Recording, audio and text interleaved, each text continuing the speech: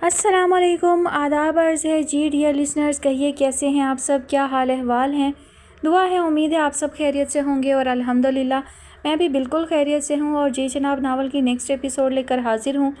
Novel کی فرمائش ہم سے کی ہے عافیہ ناصر نے۔ ناول کا نام ہے طائر لاہوتی، مصنفہ ہیں رفعت سراج، اور آج آپ سننے جا رہے ہیں اس کی قسط نمبر 19۔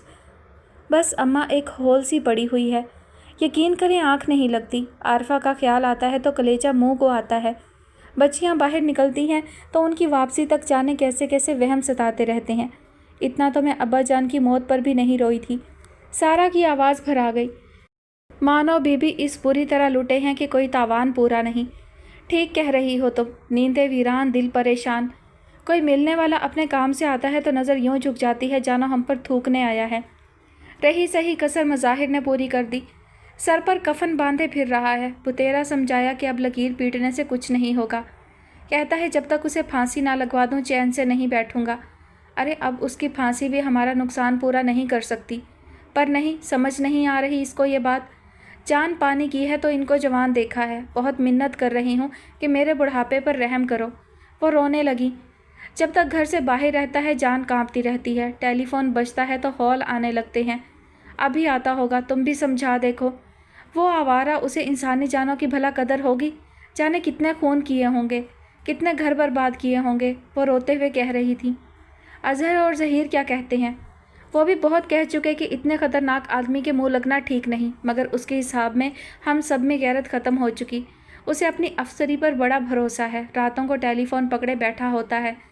جب وہ کچھ سمجھنے کے موڈ میں نہیں تو میں اسے کیا سمجھا پاؤں گی؟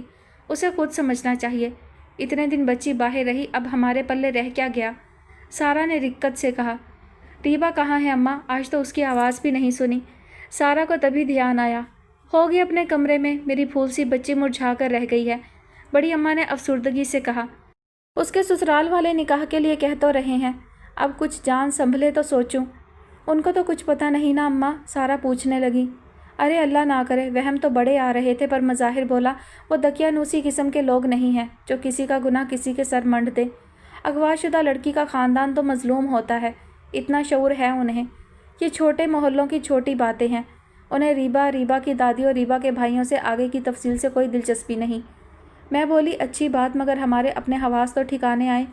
شکر ہے مولا کا لڑکا اچھا ہے، خواہ کی گٹ پٹ نہیں کرتا، بلکہ اس کی ماں بتا رہی تھی کہ بہت خاموش طبیعت ہے اس کی۔ نفیس خواجہ کی پہلی بیوی کا بیٹا ہے، مگر شاہانہ بات کرتی ہیں تو یوں محسوس ہوتا ہے گویا انہی کے پیٹ کا ہے۔ بچوں کے اپنے سبھاؤ بھی ہوتے ہیں جو دل جیت لیتے ہیں۔ اللہ ساتھ خیریت کے اپنے گھر کی کرے، میں بھی چین سے مر سکوں گی۔ اللہ آپ کا سایہ ہمارے سروں پر سلامت رکھے اماں، بڑی ڈھارس رہتی ہے کہ ماں سر پر ہے۔ سارا نے بے اختیار ان کے گھٹنے چھوئے۔ جیتی رہو، بال بچوں کی بہاریں دیکھو۔ بڑی اماں نے بھی بے اختیار ہو کر ان کے سر پر شفقت سے ہاتھ پھیرا۔ اسی دوران ریبا چائے اور سنیکس سے سجی ٹرے اٹھائے لاؤنج میں آئی۔ بتاؤ یہ کام کر رہی تھی، میں اماں سے پوچھ رہی تھی کہ جانے کہاں غائب ہو گئی ریبا۔ وہ بابا کی طبیعت آج کل ٹھیک نہیں ہے، اس لیے ان کی ہیلپ کرا دیتا ہوں، وہ بڑی سادگی سے کہہ رہی تھی۔ بہت اچھی بات ہے بیٹی، یوں بھی لڑکیاں کام کاج کرتی ہی اچھی لگتی ہیں۔ اب تو خیر سے گھر بار والی ہو رہی ہو، ایک بات تو بتاؤ ریبا۔ سارا نے اسے اپنے بازو کے گھیرے میں لے لیا۔ جی پھوپھو، یہ شادی کے بعد بھی کیا سسرال میں کھاؤں گا جاؤں گا چلے گا؟ وہ پھوپھو میں کوشش تو کرتا ہوں پر منہ سے نکل جاتا ہے، وہ معصومیت سے گویا ہوئی۔ اب تم مکمل لڑکی بننے کی پریکٹس کرو ورنہ خواہ مذاق بنے گا سسرال میں۔ ریبا خاموش رہی۔ واقعی اماں، ہماری ریبا تو کملا کر رہ گئی ہے، ایسا پھیکا رنگ تو کبھی نہ تھا اس کا۔ سارا نے محبت سے اس کا رخسار چوما۔ سہم کر رہ گئی ہے، بچی ساری چوکڑیاں بھول گئی ہے، کہتی ہے بڑی اماں آپ ہی تو روتی رہتی ہوں گی۔ آہا، یہ تو ایک عمر کا رونا ہے، جانے کس حال میں ہوگی۔ اس کے تو ہو گئے ارمان پورے، نہ زمین ہلی نہ آسمان ٹوٹا۔ ارے برے کی رسی تو یوں بھی دراز ہوتی ہے، کیسا کلیجے پر ہاتھ ڈالا ہے، کیا بویا ہے کیا کاٹے گا۔ مفت میں تو ہماری بچی پیسے گی۔ اصل غم تو اب یہ ہے، ایسی سہمی ہوئی کمزور جی کی بچی ہماری۔ بڑی اماں تبھی پھوٹ پھوٹ کر رونے لگیں۔ ریبا تڑپ کر ان کے قریب ہوئی اور انہیں گلے سے لگا لیا۔ بس کریں بڑی اماں، کب تک روئیں گی؟ پھوپھو کیا ہوگا بڑی اماں کا اگر اس طرح روتی رہیں گی؟ جب دیکھو رو رہی ہیں، نماز پڑھ رہی ہیں تو رو رہی ہیں، کوئی آیا ہے تو رو رہی ہیں۔ پلیز بڑی اماں، پھر میں بھی رونے لگوں گی، بس اب چپ ہو جائیں۔ ریبا کی اپنی آنکھیں بھی ڈب ڈبا رہی تھیں۔ अच्छा मेरी बेटी, मैं नहीं रोती। वो आंखें पोंछने लगीं। उसी वक्त फ़ोन की घंटी बजी। रीबा फ़ौरन उठी और फ़ोन अटेंड किया। हेलो, अस्सलाम वालेकुम। बड़ी अम्मा, अक्का जान हैं? वो बैक वक्त दोनों से मुखातिब थी। बड़ी अम्मा बड़ी फुर्ती से तख्त से उतरी थी। जी अच्छा, ठीक है, खुदा हाफिज़। लो, बंद भी कर दिया। बात क्यों नहीं की उसने? वो परेशान हो गई। वो कह रहे थे कोई ख़ास बात नहीं है, बस ये कहना था कि आज रात वो घर नहीं आएंगे। रीबा ने बेनियाजी से जवाब दिया। हाय, उनका गोया माथा ठनका। यूँ रात तो वो बाहर नहीं रहता, वजह नहीं बताई। कह रहे थे ऑफिस का कोई ज़रूरी काम है, वो उसी लापरवाह अंदाज में बोली। अब दफ्तर रात भर खुला रहेगा। खूब नई निराली हो रही है, वो बड़बड़ाई। अम्मा, मर्द ज़ात के कामों में सो झमेले होते हैं, आप क्यों परेशान होती हैं? सीट बड़ी होती है तो बोझ भी बड़े होते हैं, जाहिर है जिम्मेदारी के काम होते हैं। सारा समझाने लगी। वो तो मुझे पता है, मगर इसने दूसरा चक्कर जो चलाया हुआ है, बू सूंघता फिर रहा है उस नामुराद की। बस यही धड़का रहता है कि कुछ हो ना जाए। उस मनहूस का तो कुछ नहीं बिगड़ेगा, बिगड़ना होता तो यूं अल्लाह की मखलूक की नाक में तिनका चलाकर दंदनाता फिरता। ये मुझे ही पता है किस तरह पाला है इन बच्चों को, मगर इन्हें मेरा कोई ख्याल नहीं। बड़ी अम्मा आज़र्दगी से गोया हुई। इंशाअल्लाह कुछ नहीं होगा, अल्लाह ज़रूर आप पर रहम करेगा। सारा माँ को बहलाने लगी। क्या दफ्तर रात को भी खुलते हैं? रातों को तो फैक्ट्रियाँ कारखाने खुलते हैं, उनमें भी बारियाँ लगती हैं। दिन में कोई और काम करते हैं, रात में कोई और। बड़ी अम्मा को बुरी तरह बेचैनी लाहक थी। अम्मा, जो ज़िम्मेदार ओहदों पर काम करते हैं उनकी ज़रूरत कभी भी पड़ सकती है। ऐसा कभी कभी होता है, आए रोज़ नहीं। सारा ने फिर समझाया। 3 साल की नौकरी में तो कभी नहीं रुका रात को। उनकी सुई हनूज़ एक जगह अटकी हुई थी।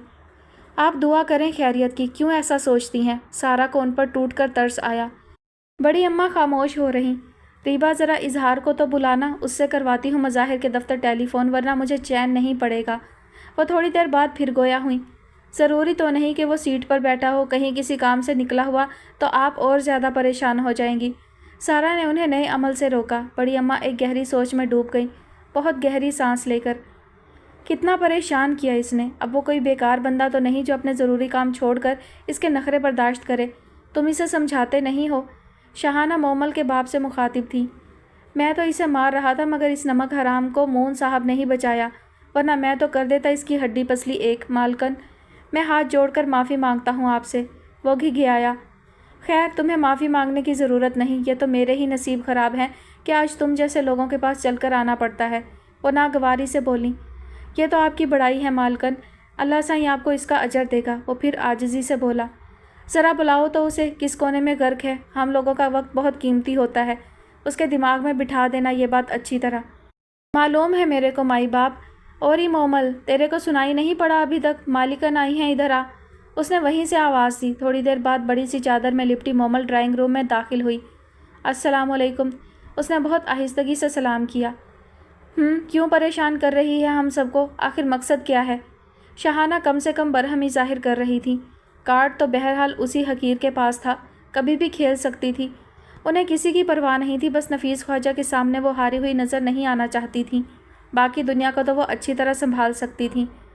आप मुझे किसी आदमी के साथ बाहर जाने को ना बोलें, बाकी जो आप हुक्म दें, अगर ना मानूं तो आप मुझे जितना मर्जी पीट लें, मेरी खाल उतार दें। मोमल ने कांपती आवाज़ में दरख्वास्त की। उसकी नज़रें झुकी हुई थीं। शहाना गोया सन्नाटे में रह गई।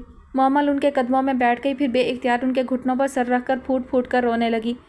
मालकन, मुझे आदमियों के साए से भी डर लगता है, सबसे डर लगता है, जवान से, बुढ़े से, सब से। वो सिसक रही थी। मेरा दिल करता है सारी दुनिया के आदमी मर जाएं, कहीं कोई नज़र ना आए। जो अच्छा होता है मालकन, वो भी अच्छा नहीं होता, बस अपना बाप अच्छा होता है, भले से मारे, गालियाँ दे। ये कहकर वो मज़ीद बिलखने लगी। मैं फालतू का दुख उठा रही हूँ, इससे तो अच्छा है मैं मर जाऊँ। तुम जाओ, इसे ज़रा मेरे पास अकेला छोड़ दो। शहाना गुमसुम कैफियत से बाहर आकर मोमल के माँ बाप से मुखातिब हुई। वो दोनों उल्टे कदमों चलते फ़ौरन बाहर चले गए। क्या तकलीफ़ होती है, किस वक्त ज़्यादा होती है? वो उसके कंधे पर हाथ धरे पूछ रही थी। रात को कमर में बहुत दर्द होता है, वो आंसू पोंछते हुए बोली। और चलते हुए पिंडली दुखती है, कभी कभी सांस बंद होने लगती है। सारी सारी रात दीवार से लगी रहती हूँ, पता नहीं अल्लाह साईं ने मुझे इतना दुख क्यों दिया। वो फिर रोने लगी। मैं तेरे बाप को साथ लेकर जाती हूँ, इसे गोली दिलवा देती हूँ, वो खाकर सो जाना।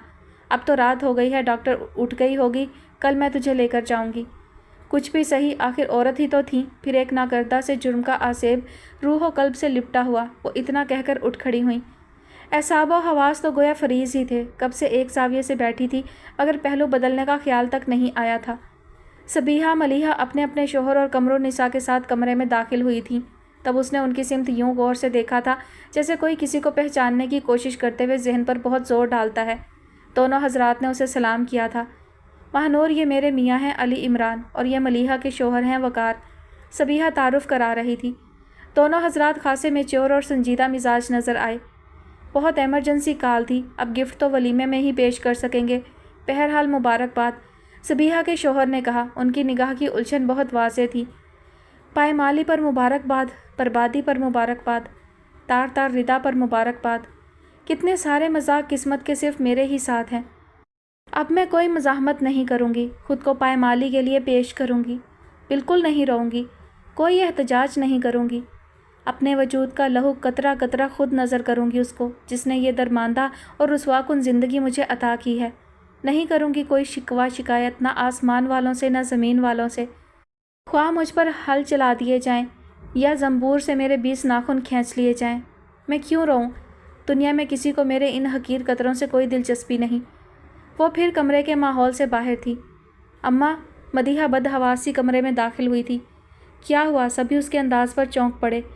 اماں، وہ بھائی گرفتار ہو گئے ہیں، ان کے دوست کو موبائل پر اطلاع ملی ہے، آپ بھابھی کو کہیں چھپا دیں، وہ کہہ رہے ہیں کہ گرفتاری سے چند منٹ پہلے بھائی نے فون کیا تھا کہ یہ لوگ بھابھی کو کہیں اور ٹھکانے پر لے جائیں۔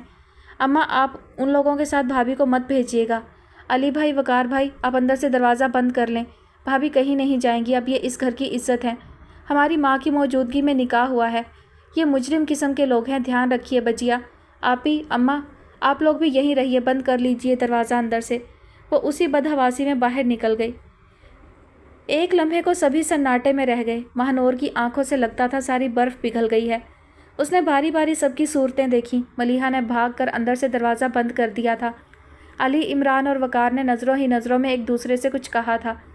علی، آپ باہر جائیں، پلیز مہمانوں کو ہینڈل کریں، اگر کھانا آ گیا ہو تو کھانا لگوا دیں، صبیحہ نے اپنی پریشانی چھپانے کی کوشش کرتے ہوئے کہا۔ اور سنیں، کوئی کچھ کہے آپ صاف کہہ دیجیے گا کہ ماہنور کہیں نہیں جائے گی، اس کا نکاح ہو چکا ہے، یہ اس کا گھر ہے، کمین گاہ نہیں، اس نے مزید کہا۔ علی عمران وقار کو ساتھ لے کر باہر چلے گئے۔ ملیحہ نے دوبارہ دروازہ اندر سے بند کر دیا۔ اگر ان کے گھر والوں نے FIR کٹوائی ہوگی تو ممکن ہے گرفتاری اسی وجہ سے ہوئی ہو۔ ویسے تو سمجھدار لوگ لڑکی کے اغوا کی FIR نہیں کٹواتے، اپنی بیٹی کی تصویریں اخبار میں کون برداشت کر سکتا ہے، اس پر سے پولیس کی ہمدردانہ کارروائی، اللہ کی پناہ۔ صبیحہ ماں سے مخاطب ہوئی۔ بعض اوقات جب مصیبت پہاڑ کی طرح سر پر آتی ہے تو انسان کے ہوش و حواس بھی جواب دے جاتے ہیں۔ وہ گمسم سی کیفیت میں گویا ہوئیں۔ اسی لمحے دروازے پر دستک ہوئی۔ ملیحہ تیر کی طرح سے اپنی جگہ سے اٹھی۔ کون؟ اس کی آواز کانپ رہی تھی۔ میں ہوں ملیحہ، وقار کی آواز آئی۔ ملیحہ نے فوراً دروازہ کھول دیا۔ وقار تیزی سے اندر آ گئے اور دروازہ بند کر دیا۔ کیا ہوا؟ ملیحہ نے شوہر کی صورت تکی، وہ بہت بدحواس ہو رہی تھی۔ پاشا کا دوست کنگ کہہ رہا ہے کہ کسی بھی وقت پولیس ریڈ ہو سکتی ہے۔ اگر ایسا ہوا تو پولیس ماہنور کو ساتھ لے جائے گی اور تھانے و عدالت کے چکر شروع ہو جائیں گے۔ وہ کہہ رہا ہے کہ بھابھی کو یہاں سے فوری منتقل کریں یا گارنٹی دیں کہ وہ پولیس کے ساتھ جانے سے انکار کر دیں گی، یہ کہہ کر ان کا نکاح ان کی مرضی سے ہوا ہے، اور یہ کہ انہیں اغوا نہیں کیا گیا بلکہ انہوں نے اپنی مرضی سے اپنے باپ کا گھر چھوڑا تھا، اس لیے کہ ان کا خاندان و والدین پاشا سے ان کی شادی پر رضامند نہیں ہو رہے تھے۔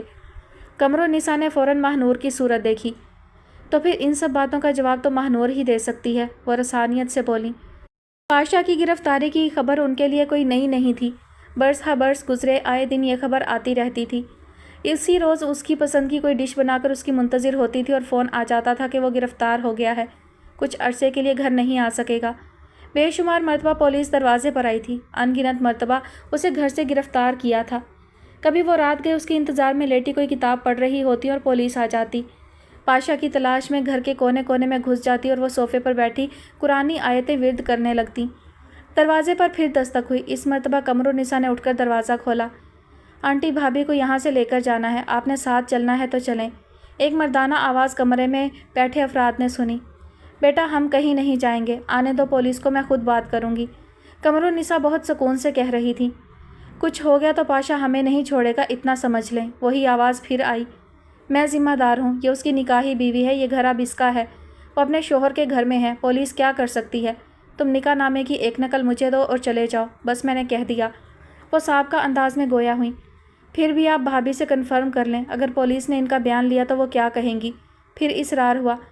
وہ وہی کہے گی جو میں کہوں گی، اب تم جاؤ۔ انہوں نے اتنا کہہ کر دروازہ بند کر دیا اور پلٹ کر دامادوں کے پاس آئیں۔ تم لوگ باہر جا کر مہمانوں کے کھانے کا انتظام کرو اور بس اتنا کہہ دو کہ پاشا کو کوئی بہت ضروری کام پڑ گیا ہے، وہ رات 12-1 بجے سے پہلے واپس نہیں آ سکے گا۔ وہ بہت پرسکون انداز میں بات کر رہی تھی۔ ٹھیک ہے امی، پولیس اگر آ گئی تو کون بات کرے گا؟ وقار پوچھ رہے تھے۔ میں بات کروں گی، تم لوگ فکر نہ کرو اور نکاح نامے کی نقل بس مجھے پہنچا دو۔ علی عمران اور وقار فوراً کمرے سے باہر چلے گئے۔ سبیحہ نے تیزی سے اٹھ کر دروازہ اندر سے بند کر دیا۔ ماہنور ٹکر ٹکر ان کی صورتیں دیکھ رہی تھی۔ خدا کرے اب وہ لاک اپ میں ہی رہے اور میں اس پناہ گاہ میں، اس نے سوچا۔ گھبرانا نہیں بیٹی، یہ اس کے معمولات ہیں، ہو سکتا ہے صبح تک واپس آ جائے۔ انہوں نے ماہنور کے سر پر ہاتھ رکھ کر گویا تسلی دی۔ اگر اغوا کی FIR درج ہوئی ہے تو اماں اب کیس آسان نہیں ہوگا، خواہ بیچاری بھابھی کو عدالتوں میں گھسیٹا جائے گا، ملیحہ نے کہا۔ لیکن اگر ماہنور نے کہہ دیا کہ یہ نکاح اس کی مرضی سے ہوا ہے تو کیس خود بخود ختم ہو جائے گا۔ سبیحہ نے بڑی درخواست گزار نظروں سے ماہنور کی طرف دیکھا۔ ہاں، اب شریف بچی کو عدالت میں اپنے سر پر خاک ڈالنا ہوگی کہ وہ اپنی مرضی سے گھر سے نکلی۔ وہ اغوا شدہ نہیں، بھاگی ہوئی لڑکی ہے، قمر النساء نے تلخی سے کہا اور آنکھیں پونچھنے لگیں۔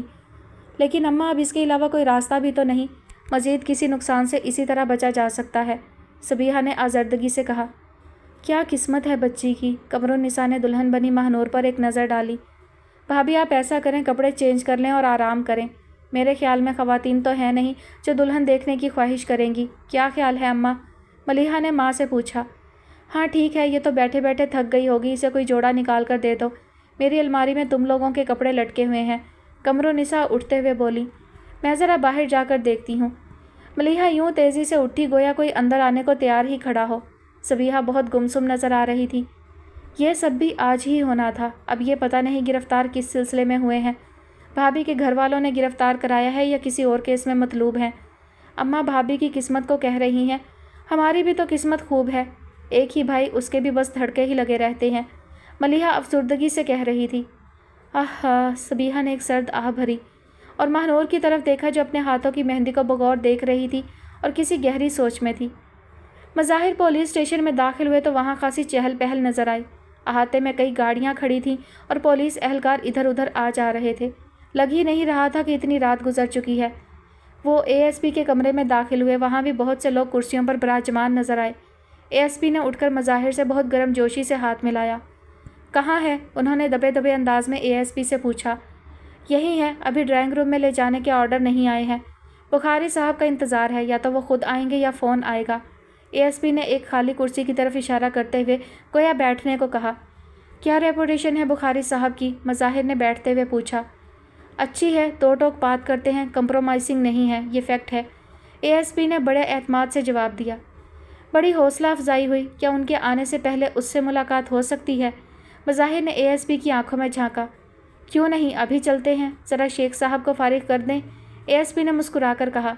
یہ اغوا برائے تاوان کا کیس ہے، بڑے مشہور صنعت کار ہیں شیخ عثمان قادری، اتنا تاوان مانگ رہے ہیں کہ بیچاروں کی مل فروخت ہو جائے گی خدا نخواستہ، بہت حالات خراب ہیں، کوئی محفوظ نہیں رہا، ASP نے تعصب سے کہا۔ آپ جیسے بارسوخ افسران محفوظ نہیں ہیں، ASP نے مظاہر سے کہا۔ اسی دوران فون کی گھنٹی بجی، ASP نے ریسیور اٹھایا۔ ہیلو، جی سر، وہ اپنی کرسی سے اٹھ کھڑا ہوا۔ جی سر، منگش بات کر رہا ہوں، آپ کی دعائیں ہیں سر۔ جی یہی ہے میرے پاس۔ نہیں سر، فی الحال تو بہت آرام میں ہے۔ نہیں سر، فی الحال تو بخاری صاحب کا انتظار ہو رہا ہے۔ جی سر، آج کل بہت بیزی ہیں، ناکہ بندی ہو رہی ہے نا آج کل، میں تو کل رات سے اسٹیشن پر ہی ہوں۔ نہیں سر، ابھی تک تو سب نے تمیز سے ہی بات کی ہے۔ جی سر، اوکے سر۔ اس نے فون رکھ دیا اور گہری سانس لے کر اپنی کرسی پر بیٹھ گیا۔ غالباً پاشا کے بارے میں بات ہو رہی تھی، مظاہر کی پیشانی پر شکنیں نمودار ہو چکی تھیں۔ ٹھیک سمجھے، آپ کسی سپاہی کو میرے ساتھ کر دیں، میں چند منٹ کے لیے اس سے ملنا چاہتا ہوں۔ آپ اتنے شیخ صاحب کو دیکھیے، مظاہر سے مزید انتظار نہیں ہو رہا تھا۔ اوکے، ASP نے بیل بجائی، مگر دیکھیے ذرا ادب تمیز سے۔ ASP کے ہونٹوں پر شریر سی مسکراہٹ تھی۔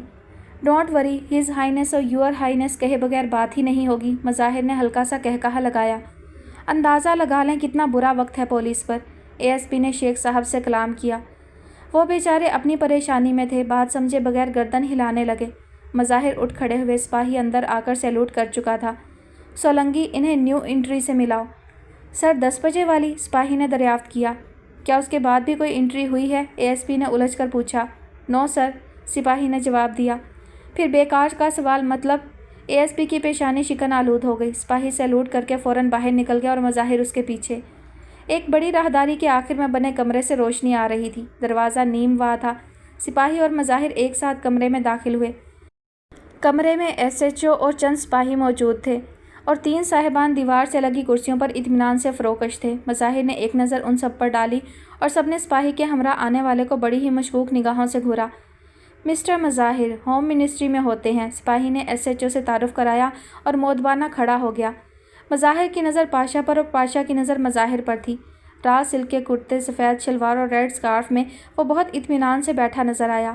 ایک معنی خیز مسکراہٹ ہونٹوں پر تھی۔ السلام علیکم مسٹر آفیسر، مجھے افسوس ہے آپ لیٹ ہو گئے۔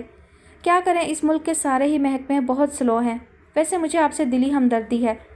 وہ میری منکوہا ہے، مغویہ نہیں۔ میں ڈیئر سر کو ابھی یہی بتا رہا تھا۔ اس نے SHO کی طرف دیکھا۔ آپ تشریف رکھیے مسٹر مظاہر۔ ایک انسپکٹر نے خالی کرسی کی سمت اشارہ کیا۔ مظاہر کی پیشانی شکن آلود تھی۔ انہوں نے بیٹھنے سے پہلے SHO کی طرف بڑی الجھی ہوئی نظروں سے دیکھا تھا۔ تو یہ آپ کا پرسنل کیس ہے؟ SHO مظاہر سے مخاطب ہوا۔ مظاہر نے جواب دینے کی بجائے پہلے پاشا کی سمت پھر اپنی رسٹ واچ کی طرف دیکھا۔ مسمات ماہنور طاہر سے آپ کا کیا رشتہ ہے؟ SHO پوچھ رہا تھا۔ میری ماموزاد ہوتی ہیں۔ مظاہر نے ایک تیز نظر پاشا پر ڈالی تھی۔ ماموزاد بہن، پورا بولیے سر۔ پاشا تمسخرانہ انداز میں ٹکڑا لگا رہا تھا۔ شٹ اپ، میں تم سے مخاطب نہیں ہوں، مظاہر کی برداشت جواب دے گئی۔ میں نے تو کریکشن کی تھی، آپ نے پتہ نہیں کیوں مائنڈ کیا۔ بہرحال سوری، پاشا نے بڑی معصوم صورت بنا کر کہا۔ FIR کون سے اسٹیشن پر کٹی تھی؟ ایک انسپکٹر نے مظاہر سے پوچھا۔ پولیس اسٹیشن نارتھ ناظم آباد، مظاہر نے مختصر جواب دیا۔ اس کی رسید یا فوٹو کاپی ہے آپ کے پاس؟ SHO نے دریافت کیا۔ مظاہر نے انداز نشست بدل کر پینٹ کی جیب سے ایک پرس نکالا اور کھول کر چیک کرانے لگا۔ اب تو یہ سب بیکار ہے سر، مجھ سے اصلی نکاح نامہ لیجیے۔ پاشا نے پھر مخالفت کی۔ اس کے ہونٹوں پر ہنوز مسکراہٹ کھیل رہی تھی۔ مظاہر کا بس نہیں چل رہا تھا کہ وہ اپنا ریوالور نکال کر پورا راؤنڈ خالی کر دیں۔ نکاح والی بات پر تو وہ یقین کر ہی نہیں سکتے تھے، البتہ انہیں وہ ایک ایسا درندہ نظر آ رہا تھا جس کے منہ پر تازہ شکار کا خون لگا ہو۔ وہ اپنے اندر کی قیامت کو جس طرح کنٹرول کر رہے تھے وہی جانتے تھے۔ اس کے برے حشر کی امید دل میں نہ جگمگا رہی ہوتی تو وہ شاید کچھ کر ڈالتے۔ کتنی راتیں کروٹیں بدل بدل کر گزاری تھیں، کتنے پہر کی نیندوں کے قرض چڑھے تھے، تب جا کر آج سینے میں کچھ ٹھنڈک محسوس ہوئی تھی۔ وہ چاروں طرف سے اس کے گرد گھیرا تنگ کر کے قطرے سکون محسوس کر رہے تھے۔ اب انہیں اس بات کی جلدی تھی کہ اسے ڈرائنگ روم میں لے جایا جائے اور اس طرح حلیہ بگاڑا جائے کہ اپنی شکل نہ پہچان سکے۔ سبھی اس کی حوصلہ شکنی کر رہے تھے، مگر انہیں یقین تھا وہ کہیں بھاگے وہ اسے پکڑ لیں گے۔ ایک دن وہ بحیثیت مجرم قانون کے شکنجے میں پھنسا ضرور نظر آئے گا، اسی لیے ان کے حواس باختہ نہیں تھے۔ حیرت تب ہوتی ہے جب انسان سارے یقین کھو دیتا ہے یا کسی بات کو ناممکن سمجھ لیتا ہے۔ ذہن منتشر اس لیے تھا کہ ایک ملزم کو ابھی تک بے حد رعایت و عزت حاصل تھی۔ اب یہ بھی خیال آ رہا تھا کہ آگے کیا ہوگا اور اس کا رسوخ کہاں تک ہے اور انہیں ان کی محنت کا پھل کس انداز میں ملتا ہے۔ آپ کیا سوچنے لگے جناب؟ SHO کی آواز سماعت سے ٹکرائی۔ یہ سوچ رہے ہیں مجھ پر فائر کس طرح کریں، اور فائر کر دیا تو دونوں ہی کی جگہ بدل جائے گی۔ میں زمین کے اندر اور یہ یہاں جہاں اس وقت میں بیٹھا ہوں بیٹھ جائیں گے۔ بہرحال ظفر صاحب آپ انہیں سمجھائیں، اب تو کم از کم رشتہ داری کا خیال کر لیں، ایسے بھی کیا ناراضگی۔ پاشا کی تمسخرانہ تاثر سے بھرپور آواز ان کی سماعت سے ٹکرائی اور ان کا خون 100 ڈگری سینٹی گریڈ کی حد کو چھونے لگا۔ تم میرے لیول کے بندے نہیں ہو، اس لیے تمہاری بات کا جواب دینا ضروری نہیں۔ وہ اتنا کہے بغیر رک نہ سکے۔ اتنی چھوٹی سی افسری پر غرور ہے، اتنی تنخواہ تو میں اپنے ایک باڈی گارڈ کو دیتا ہوں۔ مظاہر بڑے ضبط سے خاموش ہو رہے۔ مسٹر پاشا پلیز آپ خاموش رہیں، بخاری صاحب بس پہنچنے ہی والے ہیں، کوئی پرابلم کریٹ نہ کریں۔ ایک نہایت سنجیدہ چہرے والے انسپکٹر نے رکھائی سے کہا۔ یعنی آپ ڈرا رہے ہیں؟ درپردہ مسٹر مظاہر کی خوشنودی منظور ہے، وہ بھلا باز آنے والا تھا۔ میں تو خود بخاری صاحب کی آمد کا شدت سے منتظر ہوں، میری نوخیز نئی نویلی سی دلہن میرا راستہ دیکھ رہی ہوگی۔ اس نے ایک سلگانے والی نظر مظاہر پر ڈالی۔ ایکسکیوز می ڈیئر سر، ایک سگریٹ پی سکتا ہوں؟ وہ SHO سے مخاطب ہوا۔ SHO نے ایک نظر مظاہر کی سمت دیکھا۔ آپ ہمارے پرانے مہمان ہیں، اب کیا کہہ سکتا ہوں؟ مظاہر خون کا گھونٹ پی کر رہ گئے۔ پاشا نے گولڈ لیف کا پیکٹ بغلی جیب سے نکالا اور ایک سگریٹ منہ میں دبا کر ماچس ٹٹولنے لگا۔ آپ لوگوں کی مہمان نوازی کے تو ہم قائل ہیں، تھینکس۔ ویسے بیچارے بخاری صاحب کریں گے کیا؟ آئیں گے، سلام دعا کریں گے، 2-4 فون کریں گے، مسٹر مظاہر سے معذرت کریں گے، ہمیں اپنے گھر جانے کو کہہ کر خود اپنے گھر چلے جائیں گے، اینڈ دیٹس آل۔ وہ سگریٹ سلگاتے ہوئے بولا۔ ایسا ہوتا ہوگا مگر اب ایسا نہیں ہوگا، ہر بات کی حد ہوتی ہے، خوش فہمی کی بھی۔ عموماً پرندے اپنی غیر ضروری خوش فہمی کے سبب ہی پھنسا کرتے ہیں۔ مظاہر نے ایک تلخ مسکراہٹ کے ساتھ پہلے اسے پھر ایس ایچ او کو دیکھا۔ ہم پرندے نہیں ہیں، شیروں کے شکاری ہیں، وہاں سے ترت جواب آیا۔ عین اسی لمحے دروازہ کھلا اور ایک سپاہی نے آ کر سیلوٹ کیا۔ بخاری صاحب اپنے آفس میں آپ کا انتظار کر رہے ہیں، منگش صاحب بھی وہیں ہیں اور سیٹھ ہاشم دوربین والا بھی آ چکے ہیں۔ اس نے دوبارہ سیلوٹ کیا اور واپس پلٹ گیا۔ چلیے جناب، ایس ایچ او نے مظاہر سے کہا اور اپنی چھڑی اٹھا کر کھڑا ہو گیا۔ آپ کو تھوڑی دیر بعد بلائیں گے، آپ کو بھی اگر ضرورت ہوئی۔ ایس ایچ او نے ایک انسپکٹر اور پھر پاشا سے کلام کیا اور تیزی سے کمرے سے باہر نکل گیا۔ اسی رفتار سے مظاہر اس کے پیچھے تھا۔ پاشا دھوئیں کے مرگولے بنا رہا تھا، گہری سوچ کے عکس اس کے چہرے پر تھے۔ ایس پی حمزہ بخاری نے بہت تپاک سے مظاہر کا سواگت کیا تھا۔ مجھے افسوس ہے آپ کو خاص انتظار کرنا پڑا، تشریف رکھیے، آپ سے ملیے، یہ سیٹھ ہاشم ہے، شہر کے ممتاز صنعت کار اور منہاج حسین پاشا کے بزنس پارٹنر۔ مظاہر نے بہت الجھ کر بڑی سرد مہری سے سیٹھ ہاشم سے ہاتھ ملایا اور سیٹ پر بیٹھ کر بخاری صاحب کی طرف دیکھنے لگے۔ آپ منہاج حسین پاشا کی ہیلپ کے لیے ہمارے پاس آئے ہیں۔ آپ کا کہنا ہے کہ مسٹر پاشا ان کے پرسنل دوستوں میں سے ہوتے ہیں۔ آپ کی کزن اور مسٹر پاشا کا افیئر ان کے علم میں تھا۔ آپ فرماتے ہیں کہ مسٹر پاشا نے کئی مرتبہ آپ کی کزن کو پرپوز کیا اور یہ بھی یقین دلانے کی کوشش کی کہ آپ کی کزن کی آمادگی کے بعد ہی پرپوزل بھیجا گیا تھا، مگر ہر مرتبہ مسٹر پاشا کی والدہ کی توہین کی گئی اور ایک روز آپ نے اشتعال میں آ کر مسٹر پاشا پر گولی چلانے کی کوشش بھی کی۔ ایسی انتہائی صورتحال سے دل برداشتہ ہو کر آپ کی کزن نے خاموشی سے گھر چھوڑ دیا اور مسٹر پاشا کی والدہ سے مدد کی درخواست کی، اور یہ بھی بتایا کہ ان کے گھر والوں نے ان کو بے حد ذہنی ٹارچر دینا شروع کر دیا تھا جو ان کے لیے ایک ناقابل برداشت ہوتا جا رہا تھا۔ مظاہر بہت سکون اور ان حماق سے بخاری صاحب کا لفظ بہ لفظ سن رہے تھے، گن رہے تھے، تول رہے تھے۔ قانون میں اس قسم کی دوستانہ مداخلت کس زمرے میں آتی ہے؟ مجھے بہت افسوس کے ساتھ کہنا پڑ رہا ہے کہ قانون نافذ کرانے اور قانون کو سمجھنے والے ایک اعلیٰ آفیسر کو تو سوٹ ہی نہیں کرتا کہ وہ کسی ملزم کے دوست کے بیان پر اپنا وقت ضائع کرے۔ مجھے سیٹھ ہاشم کے بیان پر کوئی تبصرہ نہیں کرنا، اس لیے کہ بیکار ہے، میں سب کچھ قانون کے سرکل میں ہی قبول کر سکتا ہوں۔ ایف آئی آر درج ہے، ملزم کنٹرول میں ہے، چالان پیش ہوگا، اس کے بعد کا کام عدالت کا ہے۔ فی الحال تو فوراً سے پیشتر میری کزن کو قانونی تحفظ مل جانا چاہیے، میری ساری بھاگ دوڑ اسی لیے ہے۔ انہوں نے بہت متانت سے اپنا موقف بیان کیا۔ اگر سیٹھ صاحب پاشا کی سفارش کر کے اسے ساتھ لے جانے آئے ہیں تو یہ ان کی بھول ہے، اس لیے کہ ابتدائی قانونی کارروائی مکمل ہے۔ اب ہم سب کو ایک ضابطے کا پابند سمجھنا چاہیے خود کو۔ اگر سیٹھ صاحب کی بات عدالت میں ثابت ہو جاتی ہے تو آپ مجھے قانون کا احترام کرنے والوں میں پائیں گے، قانون شکنوں میں نہیں۔ مظاہر گویا ہوئے۔ آپ کی کزن منہاج حسین پاشا کی منکوحہ ہے۔ سیٹھ ہاشم تمسخرانہ مسکرائے۔ وہ منکوحہ سے پہلے مغویہ ہے اور ہم ٹھوس ثبوت عدالت میں پیش کریں گے۔ اتنا با اثر بندہ اوور نائٹ 160 نکاح نامے تیار کرا سکتا ہے۔ ہم بھی اسی ملک میں رہتے ہیں۔ سیٹھ صاحب، ایس پی کے آفس میں اس وقت پولیس آفیسرز کا رش لگا ہوا ہے، جس سے مجھے اندازہ ہو گیا تھا کہ مجھے اس دفتر میں کیا کچھ پیش آنے والا ہے۔ مجھے اتنا زیادہ بندوبست کر کے قانون کا دروازہ کھٹکھٹانا پڑا ہے کہ اچھی خاصی دیر ہو گئی۔ جو کچھ پیش آ رہا ہے مجھے اس کا اندازہ تھا۔ مظاہر بے خوفی اور خود اعتمادی سے سیٹھ صاحب سے مخاطب تھے۔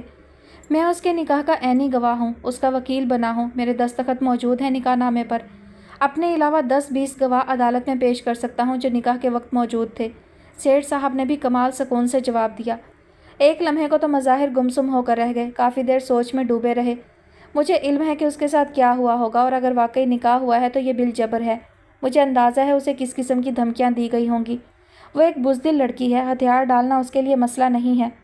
میں اپنی بات عدالت میں ثابت کر سکتا ہوں۔ اگر اسے ایک مرتبہ قانونی تحفظ کا یقین دلا کر عدالت میں پیش کر دیا گیا تو وہ سب کچھ بتا دے گی۔ مظاہر نے پھر بہت وثوق اور اعتماد سے کہا تھا، میرے گھر والے ایف آئی آر درج کرانے کے حق میں نہیں تھے، مگر میں نے پہلی فرصت میں ایف آئی آر درج کرائی تھی، اس لیے کہ مجھے علم تھا اس کے بغیر میں قانون سے کسی قسم کی مدد طلب نہیں کر سکتا۔ بہرحال وانڈر اریسٹ ہے، اب کوئی اسے اپنی ضمانت پر براہ راست اسٹیشن سے نہیں لے جا سکتا۔ میں اس کا انتظام کر چکا ہوں۔ سیٹھ صاحب اپنا قیمتی وقت ضائع نہ کریں۔ مظاہر نے رکھائی سے کہا۔ آپ عدالت میں جانے کا شوق ضرور پورا کریں، یہ آپ کا حق ہے۔ شاید آپ کو اخبارات کا موضوع بننے کا بھی شوق ہے، اس طرح آپ کا یہ شوق بھی پورا ہو جائے گا۔ سیٹھ ہاشم نے طنزیہ کہا۔ یہ بھی دھمکی کا ہی انداز تھا۔ بالکل، آپ مجھے یہ شوق پورا کرنے دیں، مہربانی ہوگی، مظاہر نے بھی اسی انداز میں کہا۔ تمام قانونی تقاضے پورے کیے جائیں گے، ہمیں علم ہے آپ کتنی محنت کر رہے ہیں۔ ہوم منسٹر کئی فیکس اور فون کر چکے ہیں، محتسب اعلیٰ کی خصوصی ایڈوائس بھی وصول ہو چکی ہے۔ ہم تو صرف یہ چاہ رہے تھے کہ بات بڑھنے سے بہتر ہے کہ سمیٹ لی جائے۔ بخاری صاحب دونوں کی گفتگو بغور سننے کے بعد بہت آرام سے گویا ہوئے۔ میری سمجھ میں نہیں آتا، جب کوئی ملزم یا مجرم بارسوخ ہوتا ہے تو بات سمیٹنے کا مشورہ کیوں دیا جاتا ہے، اور یہ کون سی قانونی شک ہے؟ مظاہر نے بہت آف موڈ میں کہا۔ آپ سمجھے نہیں، میرا مقصد ہے کہ مسئلہ ایک شریف گھرانے کی لڑکی کا ہے۔ بعض اوقات سارا گھرانہ بری طرح متاثر ہوتا ہے، ناقابل تلافی قسم کے نقصانات پہنچنے لگتے ہیں۔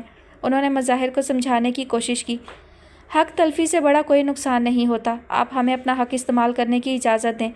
مظاہر کا انداز ہنوز تھا۔ اسی آن فون کی گھنٹی بجی۔ بخاری صاحب نے فوراً ریسیور اٹھایا۔ جی سر، بخاری بات کر رہا ہوں۔ جی یہی ہے میرے پاس۔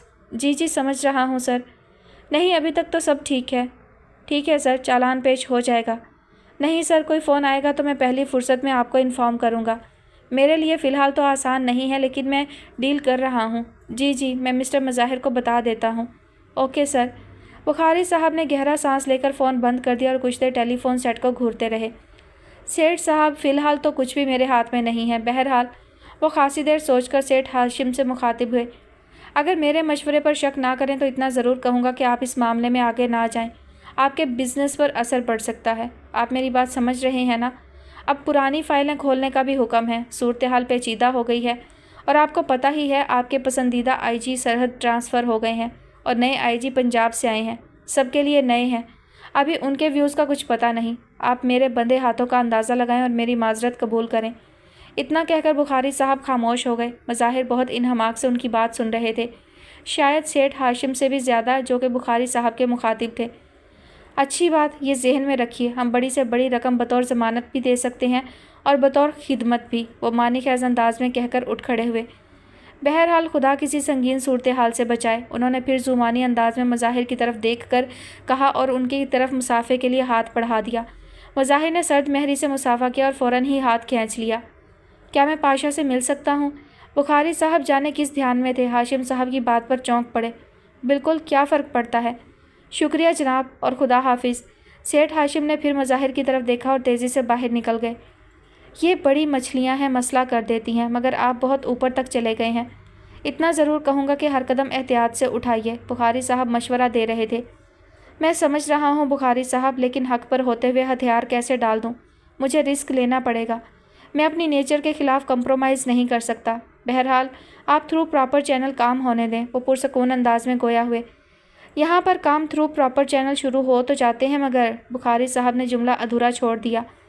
مگر محض اندیشوں کا شکار ہو کر اپنے حق سے دستبردار ہونا بھی تو درست نہیں۔ کوشش کرنا ہمارا کام، ناکام یا کامیابی ہماری لک، اللہ کی مرضی۔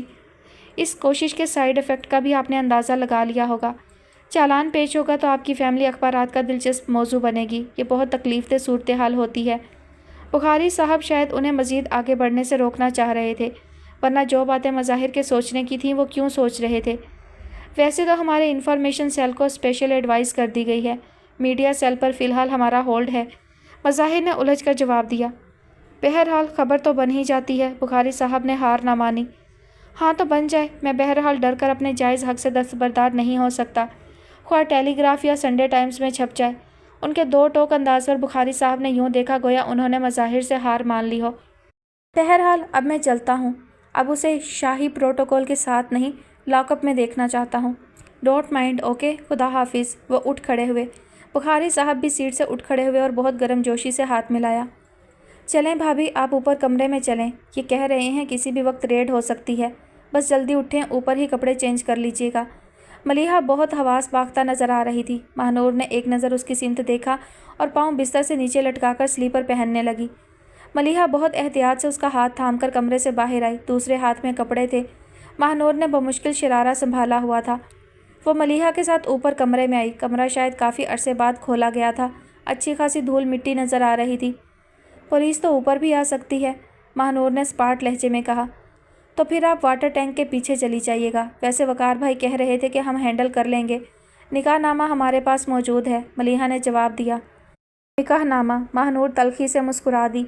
आप कपड़े बदल लीजिए और अंदर से दरवाज़ा बंद कर लीजिए, मैं चक्कर लगाती रहूँगी। क्यों धोखा दे रहे हैं आप लोग खुद को? पुलिस अगर तलाशी लेगी तो घर के एक एक कोने को खंगाल डालेगी, महानूर ने फिर तल्ख लहजे में कहा।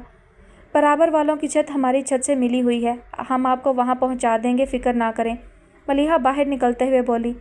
महानूर ने चौंक कर उसकी शक्ल देखी और एक ख्याल बर्क रफ्तारी से जहन की वुसअतों में कूदा। उसने अपने सरापे पर नज़र डाली और मलिहा के बाहर निकलते ही दरवाज़ा अंदर से बंद करके कपड़े बदलने लगी। इस अमल के दौरान उसने बहुत कुछ सोचा था। उसने कपड़े बदलकर झूमर, टीका, नथ अपने गिरेबान के अंदर रख लिया और कपड़े बेड पर फेंक कर कॉटन का दुपट्टा अच्छी तरह लपेट लिया।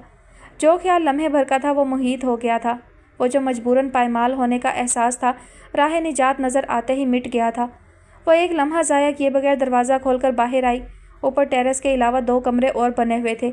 उसने चहार दीवारी की सिमत नज़र की। पड़ोस की सिमत गौर किया तो वाकई एक मुश्तरका दीवार नज़र आई जो तकरीबन 5 फुट ऊंची थी।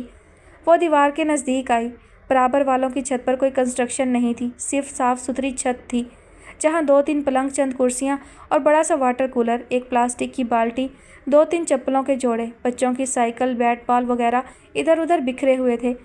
वो दीवार पर चढ़ने लगी तो बहुत दुश्वारी महसूस हुई। उसने इधर उधर नज़र दौड़ाई तो एक खस्ता हाल लकड़ी की कुर्सी नज़र आ गई। वो जल्दी से कुर्सी उठा लाई और लाकर दीवार से टिकाकर बहुत आराम से दीवार पर चढ़ गई। अब छलांग लगाने का मरहला था। चंद लम्हे खुद को तोलती रही, फिर अल्लाह का नाम लेकर छलांग लगा दी। अच्छी खासी धबकी आवाज़ पैदा हुई थी। अभी वह संभल कर खड़ी भी नहीं हुई थी कि कोई भागता हुआ जीना तय करके ऊपर चला आया। कौन है, कौन है? एक नौ उम्र से लड़के की आवाज़ कानों से टकराई। प्लीज़ शोर नहीं करो, तुम्हारे घर में कोई खातून है तो मुझे उनके पास ले चलो, प्लीज़ जल्दी करो। वो फूलते हुए सांस के साथ लड़के से मुखातिब हुई। घर पर इस वक्त सिर्फ मेरी फुप्पो हैं, लड़के के औसान खता थे। बहरहाल उसने जवाब दिया। उसकी हैरत और उलझन उसके चेहरे पर पुख्ता नक्श थी। आप कौन हैं? तुम मुझे जल्दी से अपनी फुप्पो के पास ले चलो, उसने इस तरारी अंदाज में लड़के का बाजू थाम कर कहा। आइए। लड़के की हैरत हनूज थी। वो गौर से उसका चेहरा देखने की कोशिश कर रहा था। लड़का उसे नीचे एक कमरे में ले आया। एक 40-42 साल की खातून लाइट ब्राउन शिफॉन की साड़ी में मलबूस गालबन वार्डरोब दुरुस्त कर रही थी। वार्डरोब के तीनों पट खुले हुए थे और बेड पर कपड़ों का ढेर फैला हुआ था। वो अपने काम में बुरी तरह मुनहमिक थी। फुप्पो, 1 मिनट, लड़के ने मतवज्जा किया। खातून चौंक कर पलटी और महानूर को कदरे हैरत से देखकर लड़के की सिमत सवालिया नज़रों से देखा। फुप्पो ये छत पर थीं, आपसे मिलना चाहती हैं। लड़के की समझ में जो आया कह दिया। हैं? छत पर थी? उन्होंने लड़के को घूरा, गोया वो मजाक कर रहा हो। जी मैं बताती हूँ, आप ज़रा बच्चे को बाहर भेज दें। बिल्लू तुम यहीं ठहरो, आप मेरे साथ ड्राइंग रूम में आए। खातून मशकूक थी और कदरे परेशान भी। वो तेज़ी से खातून के पीछे चल पड़ी। वो उसे ड्राइंग रूम में ले आई। तशरीफ़ रखिए, उन्होंने उसे बैठने का इशारा किया। मैं समझी नहीं, बिल्लू क्या कह रहा था? आप छत पर थीं? जी मैं मुख्तसर बताती हूँ। उसने जल्दी जल्दी अपनी कहानी कह सुनाई। खातून मुँह खोले सुनती रहीं। ओह, आपके साथ तो बहुत बुरा हुआ, वो तासुफ से कह रही थी। अब मैं छत पर से उतरकर आपका गेट तो पार नहीं कर सकती थी। दूसरे मेरे पास किराए के पैसे भी नहीं हैं। आप ये ज्वेलरी रख लें और मुझे कुछ पैसे दे दें। बाद में आप पाशा की वालदा को ये ज्वेलरी वापस करके उनसे पैसे ले लीजिएगा। वो बहुत अच्छी हैं, आपको पैसे दे देंगी। पैसों की तो कोई बात नहीं, मगर आप इतनी रात को जाएंगी कहाँ? और ये शख्स तो बहुत ख़तरनाक है, आपको ढूंढ निकालेगा। हम तो इस पड़ोस से बहुत परेशान हैं। आए दिन जब देखो पुलिस का आना जाना लगा रहता है। मुझे वाकई आपसे बहुत हमदर्दी महसूस हो रही है। बहुत अच्छे घराने की लड़की मालूम होती हैं। बहुत बुरा हुआ आपके साथ। अगर आपका घर यहाँ से नज़दीक है तो मैं और बिल्लू आपको छोड़ आते हैं, मैं ड्राइव कर लेती हूँ। खातून बहुत हमदर्द महसूस हुई। नहीं नहीं, बहुत शुक्रिया, बस आप मेरी इतनी हेल्प कर दें कि मुझे कुछ रकम दे दें। ये ज्वेलरी रख लें, गोल्ड की है। आप पाशा की अम्मी को वापस करके अपने पैसे ले लीजिएगा। आप यकीन करें वो दे देंगी। मगर आप जा कहाँ रही हैं? रात बहुत हो चुकी है। खातून बहुत फ़िक्रमंदी से कह रही थी। इसकी आप फ़िक्र ना करें, मैं अपने घर ही जाऊंगी। प्लीज़ आप देर ना करें, पुलिस रेड हो गई तो वो इधर भी आ सकते हैं। उसने जल्दी जल्दी हाथ से चूड़ियाँ कंगन खसोटना शुरू कर दिए। आप रहने दें, ये मैं नहीं रख सकती। इनको रखकर तो मैं खुद किसी मुसीबत में फंस सकती हूँ। आप पैसे ले लें, खातून ने अलमारी से पर्स निकालते हुए कहा और 4-5 सुर्ख नोट निकाले। फिर कुछ सोचकर रुक गईं। आपको कितने पैसे की ज़रूरत है? मेरा मतलब है आपका घर कहाँ है? कम से कम आप मुझे 300 रुपये दे दें, बहुत मेहरबानी होगी। अगर मुझे मौका मिला तो जल्द ही आपकी रकम लौटा दूंगी। मुझे रकम की वापसी की फ़िक्र नहीं है, मैं तो ये सोच रही हूँ इतनी रात को आप अकेली। پلیز سوال جواب میں بہت دیر ہو جائے گی، بس آپ مجھے جانے دیں، مجھے اس علاقے سے جلد از جلد نکل جانا چاہیے۔ خاتون نے چند نوٹ اس کی طرف بڑھا دیے۔ ایک بات ذہن میں رکھیے، پاشا کوئی معمولی کرپٹ بندہ نہیں، بہت خطرناک آدمی ہے۔ یہاں کوئی اس کے منہ لگنے کی کوشش نہیں کرتا۔ آپ کسی جگہ ہوں، بہت احتیاط کرنا ہوگی۔ جی۔ یہ بیگ رکھ لو، اپنی جولری اتار کر اس میں رکھو، اتنی رات کو جولری پہن کر نکلنا خطرے کو دعوت دینا ہے۔ خاتون نے ایک پرانا سا ہینڈ بیگ الماری سے نکال کر اس کی سمت بڑھایا۔ تو یہ آپ امانتاً رکھ لینا، صبح پاشا کی امی کو واپس کر دیجیے گا، اس نے جلدی سے کہا۔ کیا کہہ رہی ہیں آپ؟ جولری میرے پاس سے نکل آئی تو پولیس لڑکی بھی یہیں برآمد کرائے گی، دوسری صورت میں ہم ایک عذاب میں گرفتار ہو جائیں گے۔ ابھی آپ کے حواس درست نہیں ہیں، شاید میری بات سمجھ میں نہ آ رہی ہو، مگر یہ اتار کر بیگ میں رکھیں اور ساتھ ہی لے جائیں، یہ گلے کا زیور بھی اتار لیں۔ مہانور کے شاید بات سمجھ میں آ گئی تھی، اس نے ساری جولری جلدی جلدی اتار کر بیگ میں ٹھونسی اور کاٹن کا چوڑا سا دوپٹہ اچھی طرح لپیٹ کر بیگ بغل میں دبا لیا۔ آپ کا بہت بہت شکریہ، آپ یقین کریں رہائی کا احساس اتنا خوبصورت ہے کہ باہر کے اندھیروں کا خوف بھی نہیں ہے۔ اللہ حافظ۔ خاتون مین گیٹ تک اس کے پیچھے پیچھے آئیں، خود گیٹ وا کیا اور اسے خدا حافظ کہا۔ اس نے گیٹ سے باہر قدم رکھا تو دیکھا پاشا کے گیٹ کے سامنے بہت سی گاڑیاں کھڑی تھیں، جن میں ایک بڑی پولیس موبائل بھی شامل تھی۔ لمحے بھر کو تو گویا حواس ہی معطل ہو گئے، اس نے چادر کو مزید چہرے پر آگے کی طرف کھسکا لیا تھا۔ ایک جوش کی کیفیت میں یہاں تک تو کر گزری تھی، مگر تاریک رات کے ہول ایک دم ہی اندر جاگ گئے تھے۔ چند منٹ کی واک پر ہی تو طاہر علی کا گھر تھا، اس کا اپنا اپنے باپ کا گھر۔ یوں ہی چلتی ہوئی وہاں پہنچ سکتی تھی، مگر نہیں پہنچ سکتی تھی، درمیان میں بڑی گہری دھند تھی۔ اب وہ رشتے اس کی ذات پر بڑی برف تھے جو پگھل پگھل کر اس کے ہاتھوں سے نکلے جا رہے تھے۔ پولیس کو وہ مطلوب تھی، وہ اس کی بازیابی کے لیے ہر اس جگہ ریڈ کرتی جہاں اس کے موجود ہونے کا معمولی سا شائبہ بھی ہوتا۔ وہ توہن کرہن یا دل و جان کی آمادگی سے کسی طرح بھی اس گھر میں نہیں جا سکتی تھی۔ رہائی ناممکن نظر آ رہی تھی تو سمجھوتے کی سیاہ چادر لپیٹ لی تھی۔ اب کھلی ہوا چھو رہی تھی تو بسیط فضاؤں میں اڑ جانے کو جی چاہتا تھا۔ آزادی کا خوشگوار احساس ذہن کو نئی سمتوں میں اڑائے لیے جا رہا تھا۔ وہ بہت احتیاط سے چلتی ہوئی گلی کے موڑ تک آئی تھی، جہاں ہر سو خاموشی محیط تھی، گاہے گاہے کسی کتے کے بھونکنے کی آواز آ جاتی تھی۔ اس نے بہت حسرت سے گھر کی سمت جانے والے راستے کو دیکھا تھا اور آنکھیں ڈبڈبا گئی تھیں۔ کبھی یہ راستہ یوں پاؤں کو لگتا تھا کہ وہ آنکھیں بند کر کے بھی گھر پہنچ سکتی تھی، اور اس راستے میں آج جگہ جگہ کھائیاں پڑ گئی تھیں۔ اس نے موڑ پر رک کر ڈرتے ڈرتے پلٹ کر پاشا کے گھر کی سمت دیکھا۔ گاڑیاں ابھی تک کھڑی تھیں، مین روڈ پر اکا دکا کوئی گاڑی گزر جاتی تھی، پبلک ٹرانسپورٹ تو اس وقت تقریباً بند ہی ہو جاتی تھی۔ تبھی خوف کی ایک لہر ریڑھ کی ہڈی میں سرایت کر گئی۔ اچانک ہی احساس ہوا تھا کہ رات بہت ہو چکی ہے، اس سرزمین میں پاشاؤں کی کوئی کمی تو نہیں، جانے کس موڑ پر کوئی نیا پاشا کھڑا ہو۔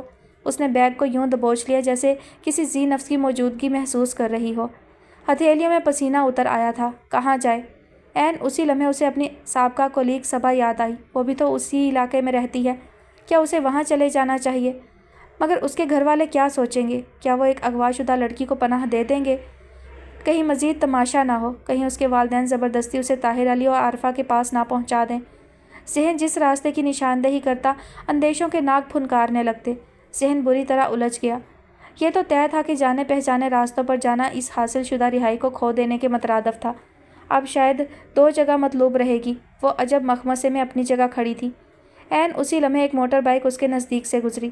دل اچھل کر حلق میں آ پڑا، ٹانگوں میں لرزہ طاری ہو گیا۔ اسے وقت کی سنگینی کا شدت سے احساس ہوا، اور یہ کہ اس وقت وہ کس سچویشن سے دوچار ہے۔ موٹر بائک تو اپنی منزل کی طرف رواں دواں تھی، مگر اس کے ذہن نے سرعت سے سوچنا شروع کر دیا تھا۔ خوف کی انتہائی صورت انسان کے ذہن کے ایک ایک خلیے کو چارج کر دیتی ہے، اور ہنگامی صورتحال کا احساس ہوتے ہی دماغ کسی حل کی طرف دوڑ پڑتا ہے۔ اس اندھیرے سے بڑی ہنگامی صورتحال اور کیا ہو سکتی تھی؟ اس نے بس بغیر سوچے سمجھے مین روڈ کی طرف چلنا شروع کر دیا۔ دل ہی دل میں قرآنی آیات بھی ورد کرتی جا رہی تھی۔ چلتے چلتے وہ بس اسٹاپ کے شیڈ تک پہنچ گئی اور یوں بس کا انتظار کرنے لگی جیسے 100% یقین ہو کہ بس آنے والی ہے۔ گاہے گاہے ادھر ادھر بھی دیکھ لیتی تھی، کہیں کوئی موبائل اس کی تلاش میں نہ آ رہی ہو۔ کئی پرائیویٹ گاڑیاں اس کے سامنے سے گزر گئیں، ہر گزرنے والی گاڑی دل دھڑکا دیتی تھی۔ عین اسی لمحے ایک سیاہ کار اس کے نزدیک آ کر رک گئی اور ہارن دے کر اسے متوجہ کیا۔ اس نے ڈرتے ڈرتے نظریں اٹھائیں۔ ایک نوجوان اس کی سمت جھانک رہا تھا۔ ہمارے لائق کوئی خدمت میڈم؟ اور مہنور کی ہتھیلیوں اور پیشانی پر پسینہ پھوٹ نکلا۔ نوجوان نے دوبارہ ہارن دیا۔ اس نے دل اور جان کی گہرائیوں سے اللہ کو پکارا۔ زمانہ بہت خراب ہے میڈم، ہم آپ کی ہر خدمت کو تیار ہیں، حکم کیجیے۔ وہ اپنی نگاہوں کی آوارہ لپک کے ساتھ مخاطب تھا اور اس کے حلق میں کانٹے پڑ گئے تھے۔ سارے بدن کا رواں رواں خوف سے کھڑا ہو گیا۔ नौजवान ने गाड़ी का दरवाज़ा खोला और उतरने लगा। महानूर की आंखों के सामने अंधेरा छाने लगा। या अल्लाह मदद, ये मैंने क्या किया? फिर तो पाशा ही बेहतर था जो उसे कानूनी शिकंजे में जकड़ चुका था। अचानक उसे किसी रिक्शा की आवाज़ सुनाई दी। उसने फ़ौरन आवाज़ की सिमत देखा। वहाँ सामने रिक्शा नहीं बल्कि वेस्पा स्कूटर था जिसको एक सफ़ेद रेश भारी जिसामत वाले साहब चला रहे थे। उसने बेसाख्ता हाथ दे दिया था। नौजवान ने उसको स्कूटर रोकते देख लिया था। उसने उतरने के बजाय फ़ौरन दोबारा दरवाज़ा बंद किया था और गाड़ी आगे बढ़ा दी थी। स्कूटर रुक चुका था। जी बीबी, स्कूटर सवार बुज़ुर्ग मर्द उससे मुखातिब था। वो जल्दी से शेड से बाहर आ गई थी। अंकल प्लीज़ मेरी हेल्प करें, मैं आपकी शुक्रगुजार रहूँगी। ये कहते हुए उसकी आवाज़ भर आ गई। बेटे आप कहाँ जाना चाहते हैं? वो आवाज़ से बहुत हलीम और तबाह महसूस हुए। वो मुझे कैंट स्टेशन जाना है, उसके मुँह से बेसाख्ता निकला था। शायद वो लाशऊरी तौर पर तमाम मुतल्लिकीन की हदूद से बहुत दूर निकल जाना चाहती थी। आपको किस जगह जाना है और किस गाड़ी से? वो उनके करीब खड़ी थी और वो बहुत मध्यम आवाज़ में उससे मुखातिब थे। वो बस आप मुझे स्टेशन पहुंचा दें, आपकी बहुत मेहरबानी होगी। उसने उनका सवाल नज़रअंदाज कर दिया। वो तो मैं पहुंचा सकता हूं, मगर आप किस गाड़ी में जाएंगे बेटे? और गाड़ी के इंतज़ार में क्या वहाँ भी आप अकेले नहीं होंगे? इस वक्त किसी अच्छे घराने की लड़की बाहर तन्हा निकलने का ख़तरा मोल नहीं ले सकती, सिवाय इसके कि कोई अफ्ताद आ पड़ी हो। आप मुझे अच्छे घराने की बच्ची दिखाई देती हैं और मैं आपको इस वक्त बाहर देखकर बहुत अफसोस महसूस कर रहा हूँ। वो साहब बहुत दिलसोजी से कह रहे थे। मेरा ताल्लुक़ वाकई बहुत अच्छे घराने से है। बस अंकल आप इस वक्त मेरे लिए किसी फरिश्ता से कम नहीं। मेरी हेल्प कीजिए और मुझे कैंट पहुँचा दीजिए। यूँ समझिए आप बहुत बड़ी नेकी करेंगे इस वक्त। उसने मिन्नत से कहा। मैं बिल्कुल आपकी मदद करने को तैयार हूँ, मगर इस वक्त या थोड़ी देर बाद कौन सी गाड़ी आपको मिलेगी? आप जाएंगी कहाँ? वो तशवीश से पूछ रहे थे। मुझे अपनी खाला के पास जाना है और बहुत ज़रूरी जाना है। उसे बस यही जुमला सूझा। खाला के पास तो सुबह भी जाया जा सकता है। इस वक्त आप कहाँ से आ रही हैं? असल बात यह है। साहब को उसकी बात का यकीन नहीं आया। गोया वो मैं आ तो घर से ही रही हूँ, मेरी वालदा सौतेली हैं, वो ज़बरदस्ती मेरी शादी अपने आवारा भांजे से करना चाहती हैं। मैंने इनकार कर दिया तो बस मेरी शामत ही आ गई। वैसे भी पहले वो कौन सा मेरे साथ अच्छा सलूक कर रही थी, और अब तो कोई हद ही नहीं है। और आपके वालिद? बेसाख्ता सवाल हुआ और वह गड़बड़ा गई। बाप को जीते जी मरहूम तो नहीं कर सकती थी। वो तो मेरे बचपन ही से मिडल ईस्ट में हैं, साल में 1 महीने के लिए आते हैं। उफ़ तौबा, झूठ, वो भी सिलसिलावार। वो जैसे शल हो गई। तो आपकी खाला कहाँ रहती हैं? आप मुझे कैंट तो पहुंचा दें, कहीं कोई मुझे ढूंढता हुआ इधर आ ना निकले। उसने गोया बात टालने की कोशिश की। दरहकीकत इस किस्म का ख़तरा तो बहरहाल मौजूद था। आइए बैठिए, ये भी आपने दुरुस्त कहा बेटे। वो साहब भी कदरे परेशान हो गए। वो पर्स संभाल कर जल्दी से उनके पीछे बैठ गई। चादर से चेहरे को अच्छी तरह ढांप लिया था। स्कूटर आगे बढ़ रहा था। हाँ तो बेटे आपने बताया नहीं, आपकी खाला कहाँ रहती हैं? जी वो हैदराबाद में रहती हैं। ज़हन ने फिर बर्क रफ्तारी से काम लिया। हैदराबाद में किस जगह? फिर सवाल आया। वो जिच हो गई। हैदराबाद के बारे में तो उसे भी कोई ख़ास मालूमात नहीं थी। वो लतीफ़ाबाद में, इतना तो उसे पता था कि हैदराबाद में लतीफ़ाबाद भी है। कौन से नंबर में? वो शायद खटक गए थे जो झूठे को घर तक पहुंचाने की कोशिश कर रहे थे। जी मैं समझी नहीं, वो बेसाख्ता कह गई। भाई लतीफ़ाबाद के बहुत से नंबर हैं, आपको एड्रेस तो मालूम है उनका? वो कदरे हैरानी से पूछ रहे थे। जी 7 नंबर में। हालांकि कहते हुए दिल धड़क गया कि पता नहीं 7 नंबर है भी या नहीं। उसे तो कराची का भी ज़्यादा पता नहीं था, हैदराबाद का क्या पता होता। अच्छा 7 नंबर में। वो जैसे कदरे मुतमईन हो गए और उसने भी इत्मीनान का सांस लिया। वक्त बहुत ख़राब है बेटे, आपके बारे में जानकर बहुत दुख हुआ। वाकई बाज़ औक़ात तो यही महसूस होता है कि इस दुनिया से इंसानियत का जनाजा ही उठ गया है। अब मैं भी नहीं जानता कि इस वक्त कोई गाड़ी हैदराबाद की तरफ जाती है या नहीं। कोचेज़ वगैरह तो खैर चलती रहती हैं, मगर मेरा ख्याल है अकेली लड़की का कोच में सफ़र मुनासिब नहीं। फ़ौरन नज़रों में आ सकती है, ट्रेन ही बेहतर है। वो जैसे उलझ रहे थे। अंकल आप तरद्दुद ना करें, बस कैंट पहुंचा दें, बाकी वहाँ से मुझे कोई मुश्किल नहीं होगी। कोई ना कोई गाड़ी मिल ही जाएगी। ठीक है, आप मेरा फ़ोन नंबर रख लेना बेटे, कोई प्रॉब्लम हो तो बता देना। जी ठीक है, आपका बहुत बहुत शुक्रिया, उसने दिली तशक्कुर से कहा था।